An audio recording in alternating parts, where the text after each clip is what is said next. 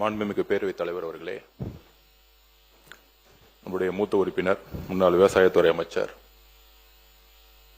விவசாயத்துறை அமைச்சராக இருந்தனால அவருடைய துறை சார்ந்த விஷயங்கள் தெரியும், நாங்கள் ஒத்துக்கொள்கிறோம். முதல்ல ஒரு ஒப்பீடுங்கிறது 5 வருஷமா ஆட்சியில் இருந்திருக்காங்க, நம்ம 3 மாசமா இருக்கிறோம். இந்த ஒப்பீடுங்கிறதே நான் தவறுன்னு சொல்ல விரும்பல, நியாயமானு கேட்கிறேன். நம்பர் 1. 2 கேள்விதான் கேட்கிறேன் விவசாயத்துறை அமைச்சரை பார்த்து. 200 உங்களை பார்த்து தான் பேசணும். முன்னாள் அமைச்சர் முன்னாள் அமைச்சர் 200 தொகுதிகளில் வெல்வோம், நாங்கள் தான் அடுத்த ஆட்சி அமைப்போம்ங்கிறதை உறுதியாக திராவிட முன்னேற்ற கழகம் நம்பியது. அதுல மாற்று கருத்து இருக்காதுன்னு திராவிட முன்னேற்ற கழகத்தில் இருக்கக்கூடிய சட்டமன்ற உறுப்பினர்கிட்ட நான் பதிவு பண்றேன். ஆனால் எங்களுடைய முதலமைச்சர் அவர் ஒரு விவசாயி சொன்னாரு அப்படின்னு 3 முறை பதிவு பண்ணாரு. அவருடைய முதல் பிரச்சாரம் காலடி பட்டது பரந்தூர் ஒரு விவசாயிகளுக்கு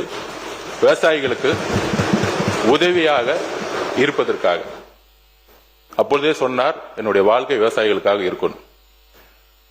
அப்படி சொன்ன எங்களுடைய மேனிபெஸ்டோல நாங்கள் சொன்னோம் விவசாய கடன் தள்ளுபடின்னு.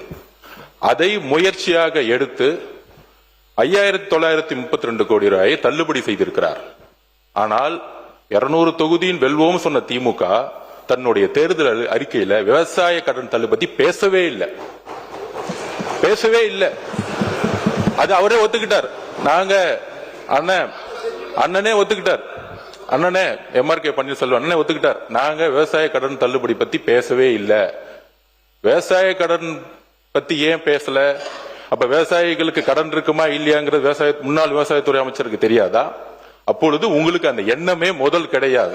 நீங்கள் ஆட்சியில் ஒருவேளை வந்திருந்தாலும் அந்த எண்ணம் உங்களுக்கு கிடையாது. ஆனால் அந்த எண்ணம் எங்க தலைவருக்கு இருந்திருக்கு. ஒன்னே ஒன்னு இந்த அவையில பதிவு பண்றேன், அவர் சொல்லல செயல்படக்கூடியவர் எங்கள் தலைவர். சொன்னால் செய்வார். நம்பர் 1. நம்பர் 2, இந்த அறிவிப்பை இப்பொழுது வரலாற்று ரீதியான ஒரு அறிவிப்பை கொடுத்தார். சன்னர் நகர் நெல்லுக்கு 2750 ரூபாய், 2600. உங்களை மாதிரி எங்களுக்கு கமெண்ட் பண்ண தெரியும். சபாநாயகர்களே, இதை நீங்கள் மரபுப்படி அவங்களும் நடந்துக்கணும் நாங்க கேட்டுக்கிறோம். ஏன்னா எங்களோட உறுப்பினர்கள் மரபுப்படி இருக்கிறாங்க. கரும்புக்கு 4000 ரூபாய் கொடுக்கிறோம். இதற்கு பின்பு எதற்காக இதை முதலமைச்சர் உயர்த்தினார்? விவசாயிகிட்ட அவர் என்ன கேட்டார்? வந்தவன விவசாயிகிட்ட கேட்டார். PR பாண்டியன் அவர்களை பார்த்தாங்க, எல்லா விவசாய சங்கங்களை பார்த்தாங்க, எங்களை அழைத்து எல்லா விவசாய சங்கங்களும் பேச சொன்னாங்க. உடனடியாக ஏன் அந்த அறிவிப்பு கொடுத்தாருன்னா, நம்மளுடைய உணவுத்துறை முன்னாள் முறைத்துறை அமைச்சர் சொன்னார், நமக்கெல்லாம் ஒரு மனசாட்சின்னு ஒண்ணு இருக்கணும். இதுவரைக்கும் நம்ம இங்க இருக்கக்கூடிய இல்ல அவரோ ரேஷன் கடையில இருந்து அரிசி வாங்கி நம்ம வீட்டுல சாப்பிட்டு இருப்போமா? மக்களுடைய பிரச்சனை இது, உண்மையான மக்களுடைய பிரச்சனை. பெரும்பாலும் முதல்வருடைய கவனத்திற்கு வந்தது இலவசமாக கொடுக்கக்கூடிய அரிசி மக்கள் வீட்டில் சாப்பிட முடியாத அளவுக்கு தரம் குறைந்திருக்கு. அதற்கு உடனடியாக முதலமைச்சர் சொன்னார், உடனடியாக 2750 சன்னரக நெல்லுக்கு விலை ஏற்றுவோம்.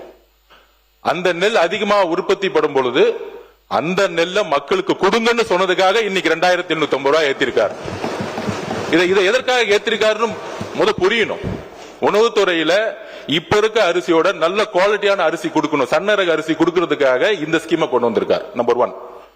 4000 ரூபாய் எதற்காக கரும்புக்கு ஏத்திருக்காரு அப்படின்னா, விவசாயத்துறை அமைச்சர் முன்னாள் விவசாயத்துறை அமைச்சர் அண்ணன் சொல்லணும், கரும்போடைய ஏக்கர் பரப்பளவு இந்த 5 வருஷத்துல, கடந்த 5 வருஷத்துல எத்தனை லட்சம் ஏக்கர்ல இருந்து எத்தனை லட்சம் ஏக்கர் குறைஞ்சிருக்கு. குறிப்பாக வட மாவட்டத்தில் இருக்கக்கூடிய அமைச்சர் இங்க இருக்கு, முன்னாள் அமைச்சர் வேலுண்ண இருக்கிறாரு. எத்தனை லட்சத்துல இருந்து எத்தனை லட்சம் குறைஞ்சிருக்கு? தரவுகள் தான் ரொம்ப பேசினாரு. அண்ணன் முடிஞ்சா நீங்க தரவு சொல்லுங்க, எங்கிட்ட தகவல்கள் இருக்கு, அவருக்கு வாய்ப்பு கொடுங்க. 100% 30% குறைஞ்சிருக்கு கரும்புடைய சாகுபடி. எல்லா ஃபேக்டரிஸும் மூடி இருக்காங்க. தமிழ்நாட்டிற்கு தேவையான சர்க்கரை அளவு இதே மாதிரி நம்மளுடைய விவசாயிகள் கரும்பு பயிர்கள் நாளைக்கு மகாராஷ்டிரால இருந்து இறக்குமதி பண்ணக்கூடிய நிலைமை வரும். இன்றைக்கு மகாராஷ்டிரால இருந்து வந்துட்டு இருக்கு.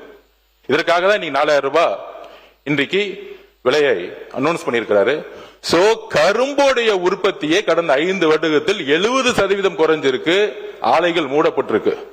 சோ விவசாயிகள் பயிர விதைய வாங்குறதுல இருந்து, உரத்தை வாங்குறதுல இருந்து, உரத்தை வாங்கி அறுவடை பண்ணி அதை எடுத்துட்டு போய் கொள்முதல் பண்ணக்கூடிய இடத்துல 40 ரூபாய் வாங்கினதுல இருந்து குறைந்தபட்ச விலை இல்லாமல் இன்னைக்கு விவசாயிகள் கண்ணீரோட தான் இன்றைக்கும் இருந்திருக்கார்கள். உறுதியாக நாங்கள் சொல்றோம், இந்த ஆட்சி 5 வருடம் முன்பு விவசாயிகளோட பொற்கால ஆட்சியாக எங்களுடைய முதலமைச்சர் உருவாக்க சொன்னதை செய்வார்.